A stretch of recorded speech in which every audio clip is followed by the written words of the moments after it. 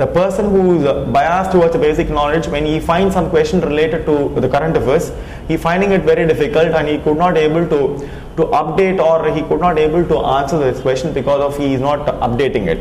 And a person who was only he is having current affairs knowledge, he is not able to understand what process actually, what are all the basic factors responsible for that particular inflation process, and he missed the question ultimately. So it is a complete knowledge here meant basic knowledge plus current affairs knowledge and interlinking and having a comprehensive knowledge, that is more important for the GS.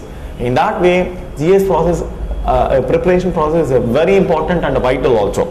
See, always remember, you can make anything interesting unless you have involvement, because many people feel boring when they prepare for the interview process, the prelims GS process. See, I find I may have if I am a science graduate, I am having only interest towards reading the science subjects. I never have or inclination or I don't find very interesting the Indian polity or the Indian economy very interesting. It's because I don't have, my interest is not towards polity or economy, and later I say myself, see, I have not done very well in the Indian economy or Indian polity. See why it's all happening. It's very important. A person who prepares for UPSC preparation process should have interest in everything. See, he should have interest in the sense he is knowing new things, and he know to somewhere he is going to appear. He is going to apply all those things in his he can apply everything in a day-to-day process. See, let me give you an example. Let me take a paper. Can I have a paper, please? Any paper. See, this is a paper, and this paper, I am not a science graduate. See, I am just tearing it off. A sound is coming. I used to ask people many times. See, when I tear a paper, a sound appears or a sound is coming. Why is it? Why, or what process actually? Why when I tear the paper, the sound is coming? See, many people who are even a science graduates, they are not able to appreciate or understand the process why the sound is coming when I tear the paper. It's very simple. Sound can come only in two ways, either due to friction or it's due to vibration. Only these two processes. When I tear the paper, these two processes, any one of these processes has to take place. And this process again very important. When we understand, for everything in our life we can apply whatever we are studying it in the GS preparation process. That is why I say, by this you can make everything interesting whatever you read for the GS. And also I say, this GS preparation process is an ultimate personality development process. Remember, when I completed my BA literature, I was really inclined towards reading only the literature like Shakespeare or the Bernard Shaw. I didn't have any inclination towards reading Indian economy or Indian polity. And maybe it is, I said, because interest is getting offshooted when we grow older. And that process really restricts our even understanding many things also. In that way, it is again for an administrator, and because you are going to be a leader of a government office, or leader of a district, or because a district collector is a leader of the district, so he has to lead. And an SP of a district, he is also a leader. He is going to lead the entire district by in his law and order administration. So in that way, it's very important. So anything to lead, you require the understanding and also the interest, and you should be aware of things what is in and around which is happening. So that is why the GS preparation process is ultimately a personality development process. So all the aspirants who are preparing for civil service, keep it in mind.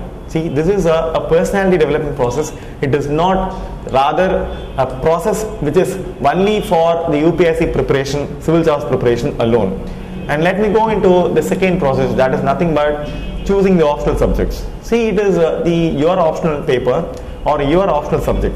Many people incline to take the optional subjects based on their academic subject, or based on others' interest, or based on some factors which would have led them to choose the optional papers.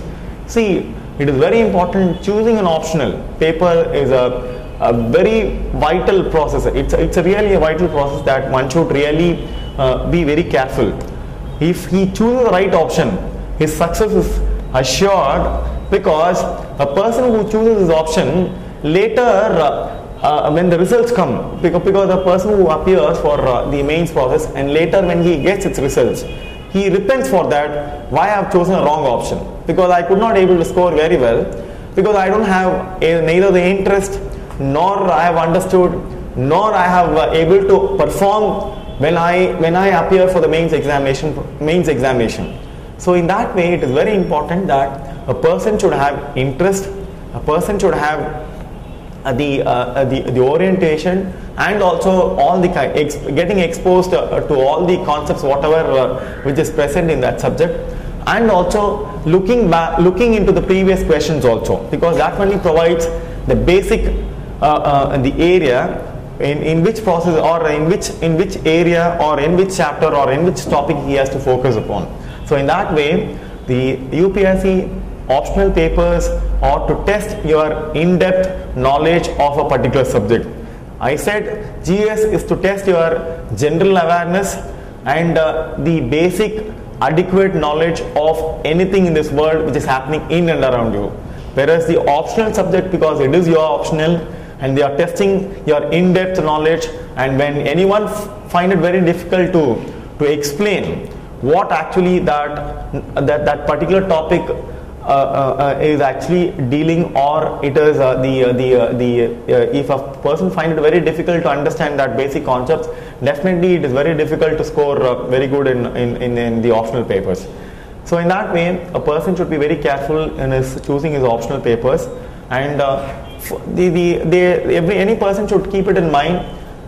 One, he should choose based on his interest. Second, he should find out the basic materials are available.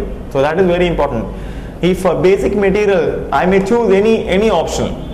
Being an English literature graduate, UPSC does not restrict me that not to choose a medical option. I can choose a medical option, but I should see that whether medical optional subject or the veterinary science is apt for me, or am I able to understand the veterinary science in the way that UPSC is asking, and also to answer the question whatever I have understood from the examination process. So in that way, I should find it I have a basic adequate material for the preparation process also.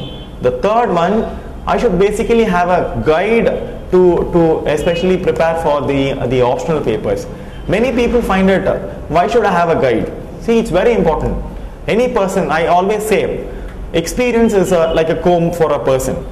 We always get that comb only when we become a bald. It's like that. See, the people who have failed or who have succeeded already in the optional papers, they can best apprise about the trends and also the difficulties, and how to understand the concept and how to make use of that concept understanding to answer your optional papers. So in that way, you require a best guide, the guide who would have succeeded or would have failed, but he should be in a position to tell about how he has failed, why he has failed, and why he has succeeded. Then only he can become a best guide, because a person should know why he failed or why he has succeeded. Because for succeeding anything, a person should be aware of even the failures also. So that is more important, because I succeeded, it's because I know already the failures have come across by my seniors or by my colleagues or by my co-aspirants who have not made to this process.